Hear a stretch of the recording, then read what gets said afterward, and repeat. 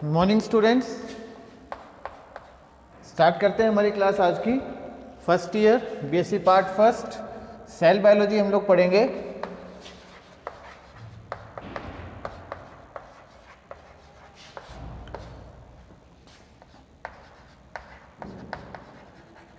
Botany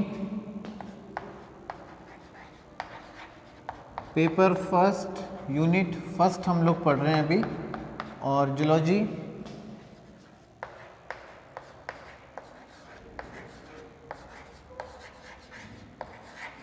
paper 2 section A. ठीक है, ये हम लोग देख रहे हैं, पढ़ रहे थे हम इसमें specialization of cell membrane.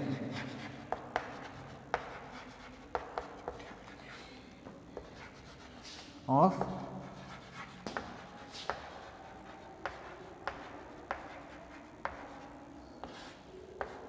Cell membrane, ठीक है, यानी कोशिका झिल्ली की विशेषताएं। स्पेशलाइजेशन ऑफ सेल मेम्ब्रेन, कोशिका झिल्ली की विशेषताएं।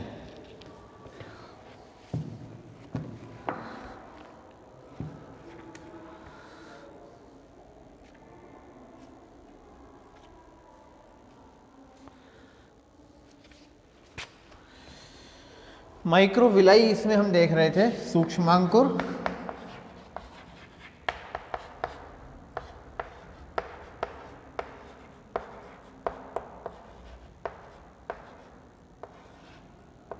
सूक्ष्मांकुर यानी कि माइक्रोविलाई। ठीक है, देखो माइक्रोविलाई हमने क्या बताया था कि ये कुछ फिंगर लाइक प्रोजेक्शंस होती हैं ऑन द प्लाज्मा मेम्ब्रेन। ये हमने क्या पढ़ा था कि ये प्लाज्मा मेम्ब्रेन जो है कोशिका झिल्ली, उसके ऊपर फिंगर लाइक प्रोजेक्शंस होती हैं, यानी अंगुली समान प्रवृद्ध होते हैं।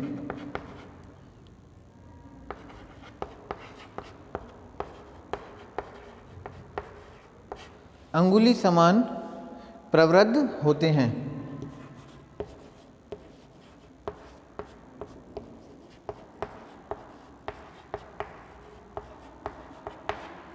ठीक है, अंगुली समान प्रवृद्ध होते हैं। ये कोशिका की सतह पर ब्रश बॉर्डर का निर्माण करते हैं।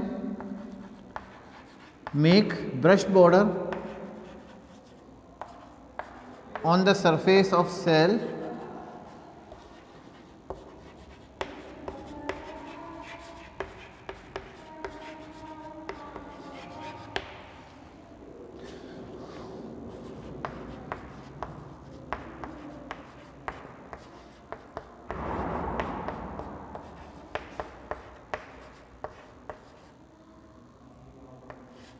ब्रश बॉर्डर बनाते हैं।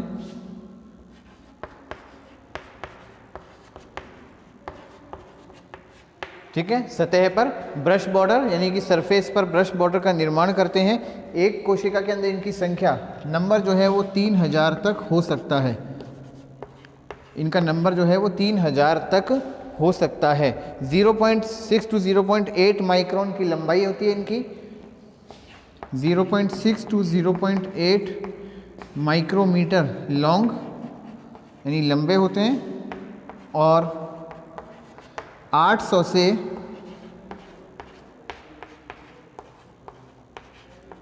1000 एंगस्ट्रोम व्यास के होते हैं, यानी कि डायमीटर इनका होता है।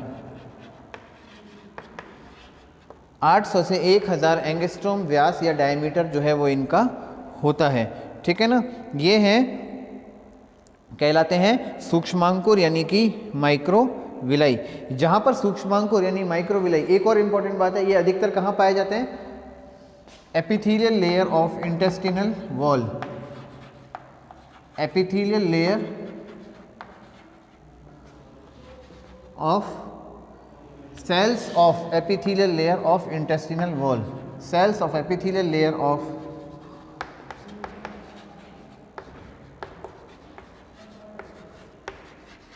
intestinal wall। आंत्र की उपकला कोशिका की कोशिकाओं में, आंत्र की उपकला कोशिकाओं में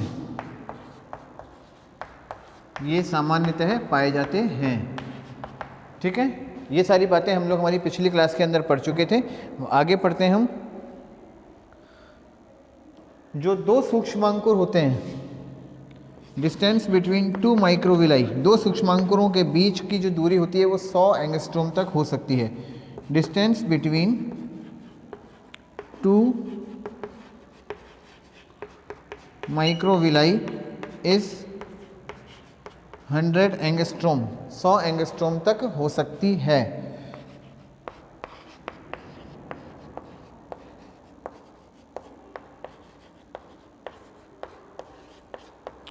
दो सूक्ष्मांकुरों के बीच की दूरी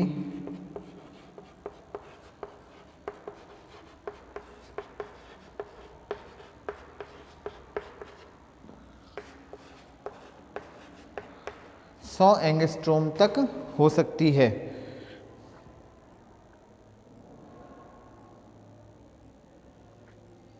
ठीक है, ये सारी बातें। अब आगे देखो, आगे क्या आता है इसमें सूक्ष्मांकुरों में। जहाँ जहाँ माइक्रोविलाई में सूक्ष्मांकुर पाए जाते हैं वहाँ वहाँ की जो कोशिका झिल्ली होती है उसकी मोटाई सामान्यतः कोशिका झिल्ली की मोटाई से अधिक हो जाती है, और ये मोटाई 100 से लेकर के 150 125 एंगस्ट्रोम तक हो जाती है।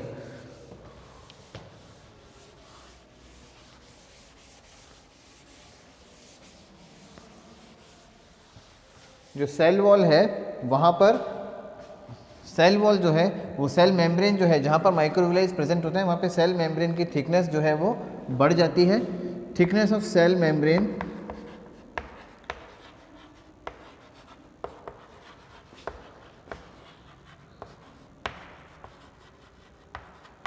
यहाँ पर होती है 100 से 125 एंगस्ट्रोम तक। ठीक है, यानी कोशिका झिल्ली की मोटाई सूक्ष्मांकुरों के स्थान पर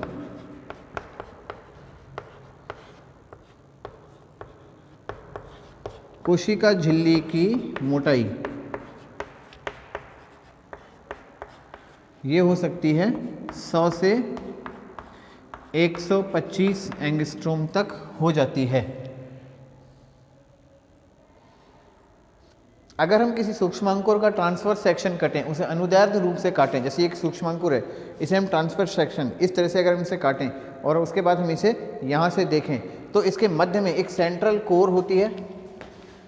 इन ट्रांसफर सेक्शन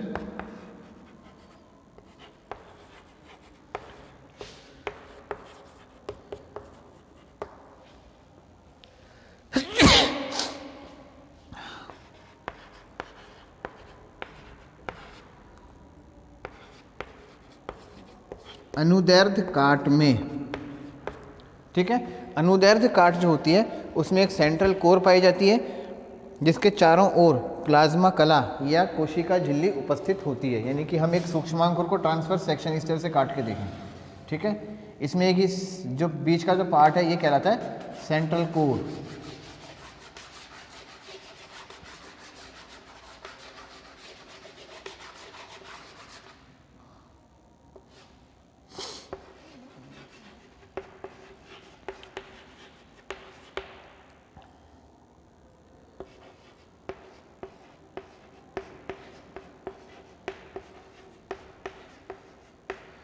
इसके चारों तरफ प्लाज्मा मेम्ब्रेन उपस्थित होती है या सेल मेम्ब्रेन, शॉर्ट में लिख दिया मैंने कोशिका झिल्ली।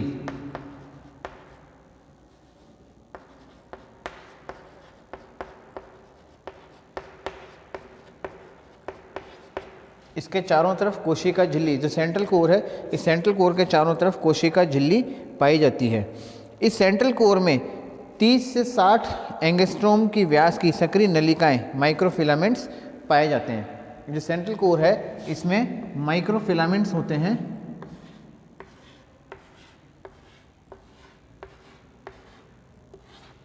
इन्हें बोलते हैं सूक्ष्म तंतुक।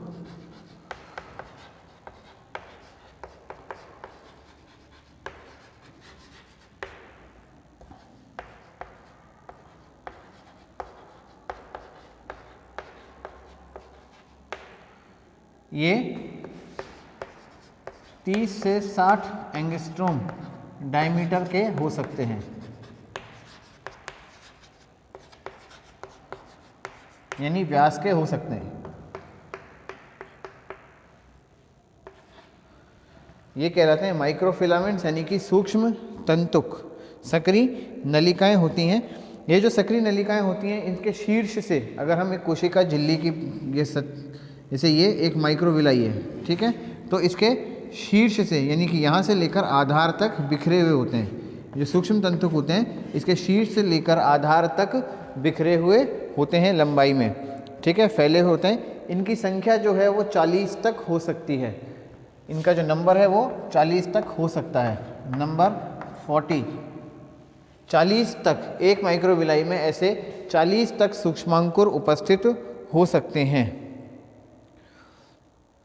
और ये पूरे के पूरे जो कोर है, इस सेंट्रल कोर, केंद्रीय कोर के अंदर छितरे हुए, इधर उधर छितरे हुए दिखाई देते हैं।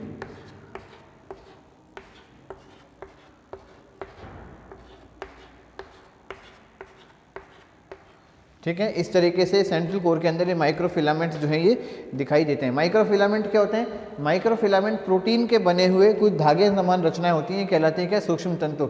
शायद अपन ने पढ़ा भी था कहीं माइक्रोबायोलॉजी में, या मैंने आपको पढ़ाया हो, या फिर मैं सेल बायोलॉजी में भी पढ़ाया हो कि सेल के अंदर 3 तरह का प्रोटीन साइटोस्केलेटल नेटवर्क मिलता है। 3 तरह के प्रोटीन की धागे समान संरचनाएं मिलती हैं जो कि कोशिका के अंदर साइटोस्केलेटन का निर्माण करती हैं। एनिमल सेल में होती हैं, प्लांट सेल के अंदर नहीं होती। जंतु कोशिकाओं में होती हैं, पादप कोशिकाओं में साइटोस्केलेटन यानी कि कोशिका कंकाल तंत्र नहीं होता। और ये साइटोस्केलेटन 3 तरह के प्रोटीन फाइबर से, 3 तरह के प्रोटीन तंतुओं से बना होता है। एक कहलाते हैं आपके इंटरमीडिएट फिलामेंट,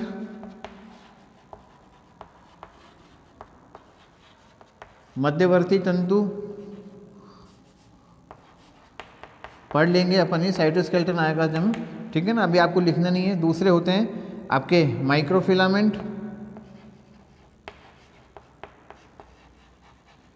और तीसरे तरह के होते हैं एक्टिन ट्यूबुलेंट फाइबर्स।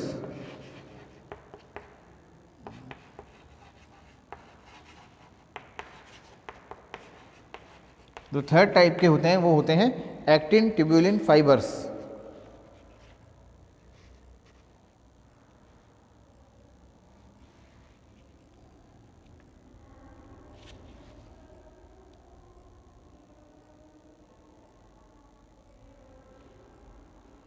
इन्हें माइक्रोट्यूब्यूल्स कहते हैं।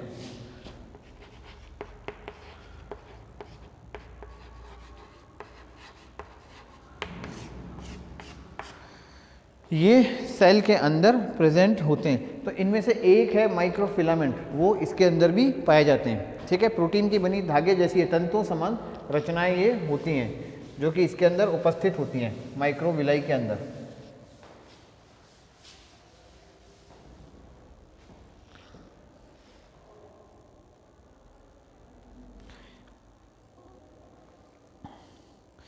इनका जो आधार भाग होता है, जो बेसल पार्ट होता है, यानी कि हम एक बार फिर से बनाते हैं। ये माइक्रोफिलामेंट आ रहे हैं शीर्ष से आधार तक,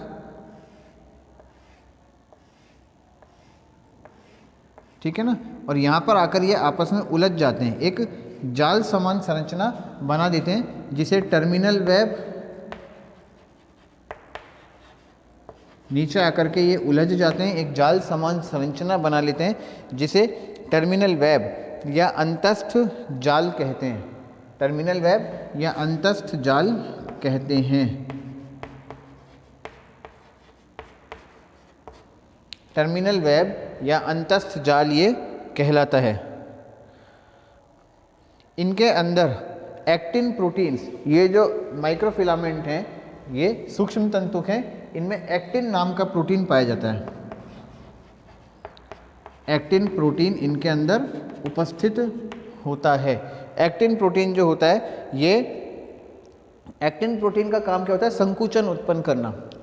अगर आप लोगों ने 12th क्लास में पढ़ा हो तो 12th क्लास में मसल फाइबर्स के अंदर, ये मांसपेशियों के अंदर, मांसपेशीय तंतु जो होते हैं उनके अंदर भी एक्टिन प्रोटीन मिलता है। तो एक्टिन प्रोटीन जो होता है वो संकुचन उत्पन्न करता है। तो इस संकुचन के उत्पन्न होने की वजह से इन माइक्रोविलाइज के अंदर भी गति उत्पन्न होती है। तो संकुचन जब उत्पन्न करेगा तो ये जो प्रोटीन के फाइबर है, माइक्रोफिलामेंट है, सूक्ष्म तंतु के, ये इधर उधर हिलेंगे। जब ये हिलेंगे तो माइक्रोविलाई भी इधर उधर रोटेट करता है, इधर उधर हिलता है, ठीक है ना। इसमें गति उत्पन्न होती है और इस गति की वजह से जो आंत्र की उपकला कोशिकाएं हैं उनके अंदर उपस्थित भोजन जो है वो सरक करके नीचे जाता है। ये इनका मुख्य कार्य है, ठीक है ना। यहाँ तक आगे बात समझ में। आगे अपन देखते हैं कि इनका फंक्शन क्या होता है, सूक्ष्मांकुरों का फंक्शन। एक बार मैं फिर से इसको रिपीट कर देता हूँ। जहाँ पर सूक्ष्मांकुर पाया जाता है वहाँ पर कोशिका भित्ति की जो मोटाई है वो बढ़ जाती है, 100 से 125 एंगस्ट्रोम तक हो जाती है कोशिका झिल्ली की। इसके अलावा अगर इनका ट्रांसवर्स सेक्शन काटा जाए, अनुदैर्ध्य काट इनकी की जाए, तो इनके मध्य में एक सेंट्रल कोर होती है जिसे बोलते हैं केंद्रीय कोर। इसके चारों तरफ प्लाज्मा मेम्ब्रेन कोशिका झिल्ली उपस्थित होती है। इनके अंदर लगभग 40 की जनसंख्या के माइक्रोफिलामेंट्स, 40 की संख्या के माइक्रोफिलामेंट्स यानी सूक्ष्म तंतु पाए जाते हैं, जो कि 30 से 60 एंगस्ट्रोम डायमीटर के होते हैं। ये जो माइक्रोफिलामेंट हैं ये एक्टिन प्रोटीन के बने होते हैं और इस माइक्रोविलाई की शीर्ष से, यानी कि जो सूक्ष्मांकुर है इसके शीर्ष से आधार तक फैले हुए रहते हैं। ये इसका शीर्ष है, ये आधार है, इसके अंदर फिर बाकी सारी सेल है, ठीक है ना। तो ये आधार है। तो इस आधार के ऊपर ये आपस में उलझ करके एक टर्मिनल वेब, जालिका रूपी रचना बना लेते हैं जिसे अंतस्थ जाल कहते हैं, या अंतस्थ जालिका जिसे कहते हैं, ठीक है। इनके अंदर एक्टिन प्रोटीन होते हैं जिनकी वजह से इनमें संकुचन होता है। संकुचन होने की वजह से इसमें गति उत्पन्न होती है, जो कि हमारी आंत के अंदर भोजन को आगे सरकाने का काम करती है, ठीक है। तो ये हो गया हमारा। अब इसके हम फंक्शन एक बार देख लेते हैं कि ये जो माइक्रोविलाई है सूक्ष्मांकुरों के फंक्शन क्या है, कार्य क्या है इनका।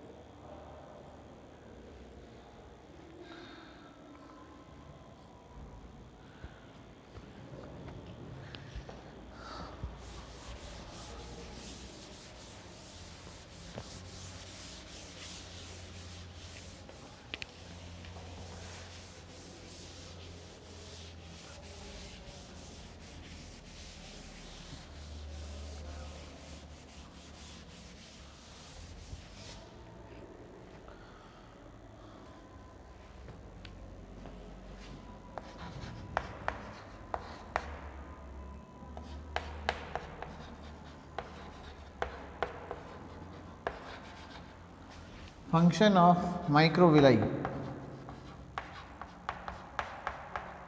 फंक्शन ऑफ माइक्रोविलाई यानी इनका कार्य।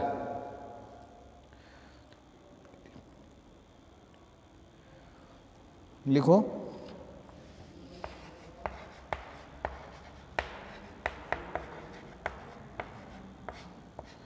सूक्ष्मांकुर की बाह्य सतह पर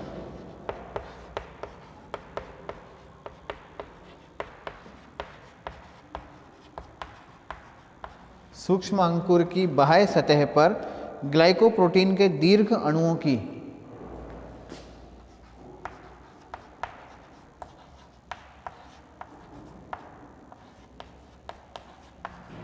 ग्लाइकोप्रोटीन के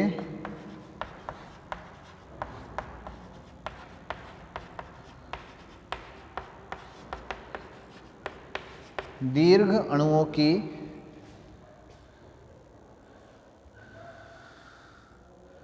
तंतु की रचना पाई जाती है।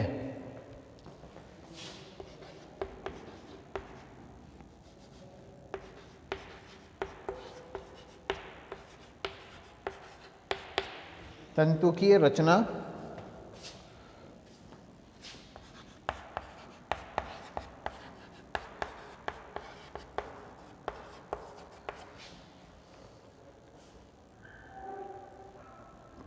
इसको आप लिखो मत, इसको समझ ही लो, क्योंकि लिखने में तो बहुत वैसा हो जाएगा। मैं आपको एक एक को कहाँ तक लिख के बताऊंगा। देखो होता क्या है,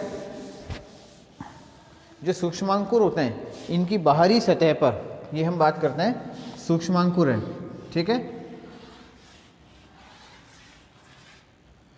ये हमारी आंत की कोशिकाएं हैं, इन आंत की कोशिकाओं में सूक्ष्मांकुर उपस्थित हैं। तो इनकी जो बाह्य सतह है, ये बाह्य सतह पर ग्लाइकोप्रोटीन के अणुओं की एक सतह पाई जाती है जो कि छलनी समान रचना बना लेती है।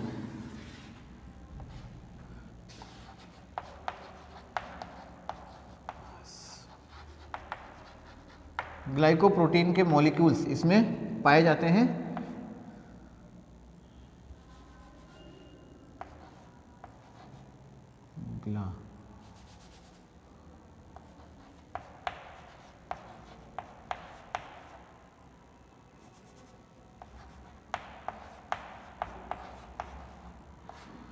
ग्लाइकोप्रोटीन के मॉलिक्यूल्स की एक रचना पाई जाती है जो कि क्या है, छलनी जैसा रचना बना लेती हैं।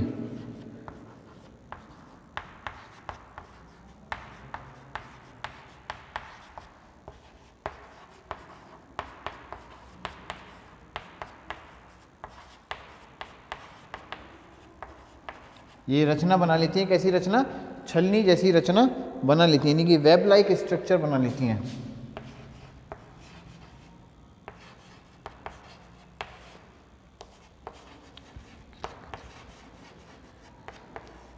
वेब लाइक स्ट्रक्चर ये बना लेती हैं। तो इसकी वजह से जो पदार्थ हैं, जो भोजन है, जो खाना हम लोग खाते हैं, जो खाना आंत के अंदर पचता है, वो खाना आराम से छन करके अंदर अवशोषित होता है, कोशिका के अंदर अवशोषित होता है। जो खाने का जो भोजन के अवयव हैं उनको छानने का काम मुख्यतः यह करती है, माइक्रोविलाई करती है। तो क्या इसका पहला फंक्शन।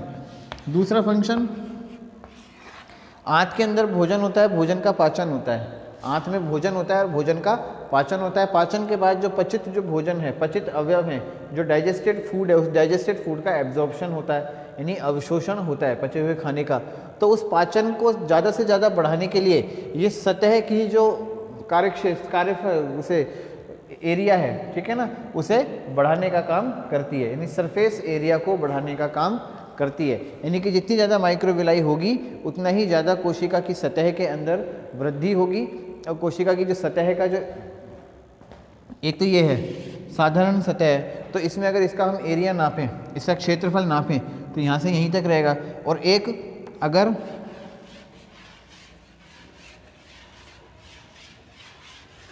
इस तरह से नापें तो क्षेत्रफल में ये सारा पार्ट भी इसके अंदर जुड़ जाएगा, एरिया के अंदर ये सारा पार्ट भी इसमें जुड़ जाएगा। तो ये सरफेस एरिया को बढ़ाने का काम करती है।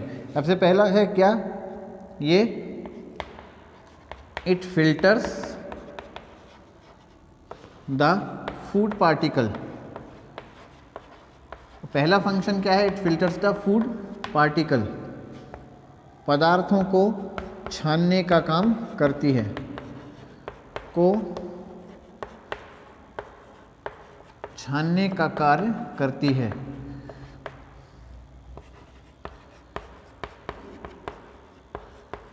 दूसरा है इट इंक्रीज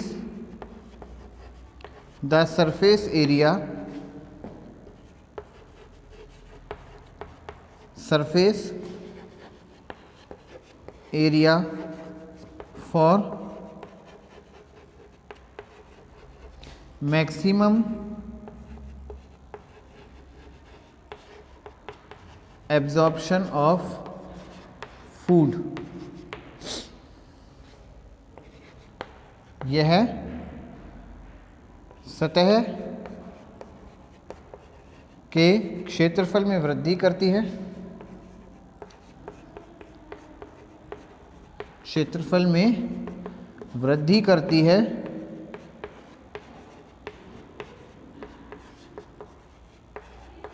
जिससे भोजन का अधिकतम अवशोषण हो सके।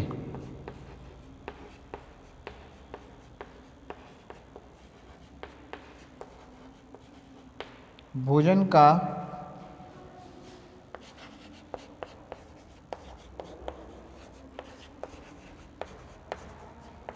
अधिकतम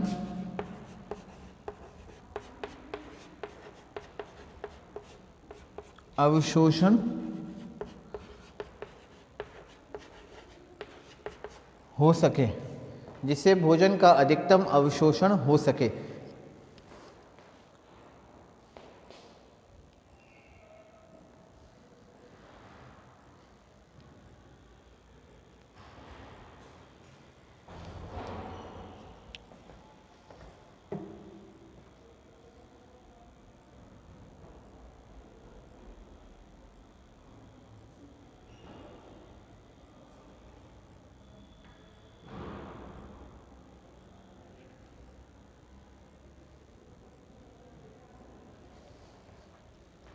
और तीसरा एक और है इसका काम,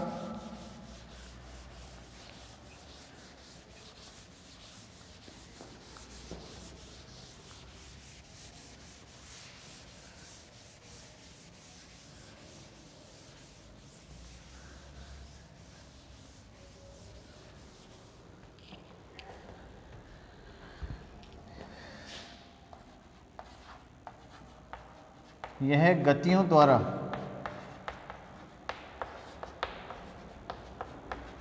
भोजन को आंत्र में आगे सरकाने का कार्य करती है। भोजन को आंत्र में आगे सरकाने का काम करती है।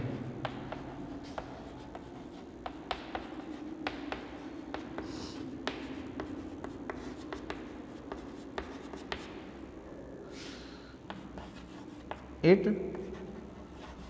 helps in pushing the food further in intestine. It helps in pushing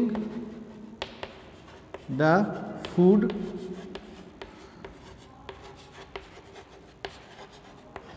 further in intestine. Pushing the food further in intestine.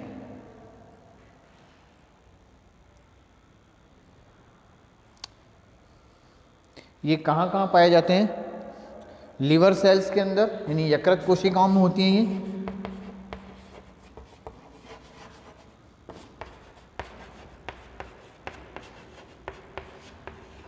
Liver cells यानी यकृत कोशिकाओं में पाई जाती हैं, ठीक है। दूसरा,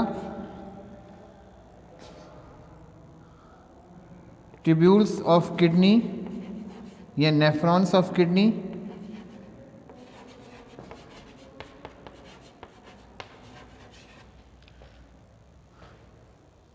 वृक्क की कुंडलित नलिकाओं में,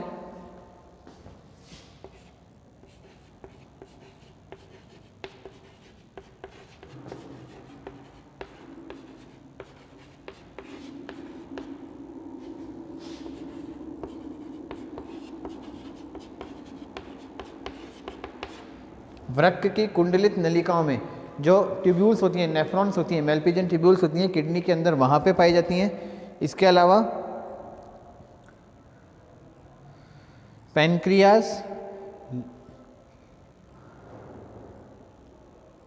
गॉल ब्लैडर और यूट्रस,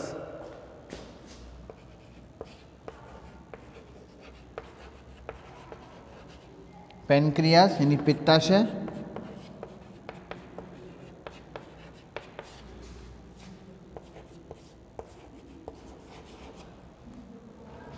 गॉल ब्लैडर रहने दो, यूट्रस यानी गर्भाशय,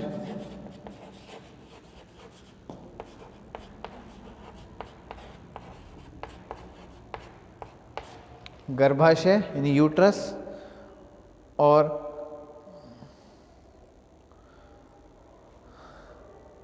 ठीक है। इसके अलावा ये पाई जाती हैं यूरिनरी ट्यूब्यूल्स के अंदर, मूत्र नलिकाओं में।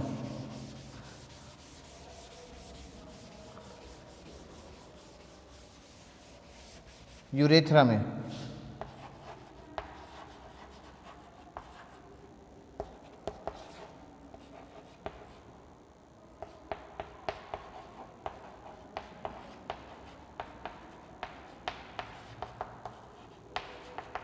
मूत्र नलिकाओं में भी ये पाई जाती हैं, यानी यूरेथ्रा के अंदर भी ये उपस्थित होती हैं।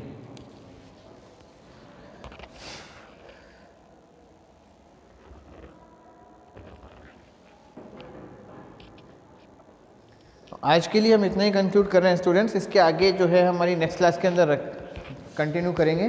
Thank you.